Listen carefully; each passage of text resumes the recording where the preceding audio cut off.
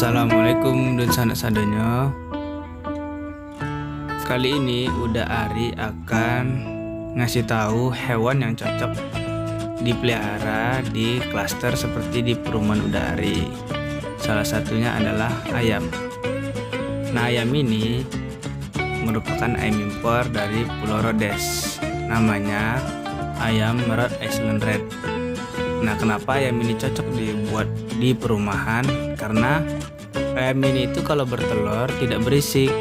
Nah, seperti di video ini, ayam ini baru saja bertelur, tapi tidak berisik seperti ayam kampung lainnya. Ini dia telurnya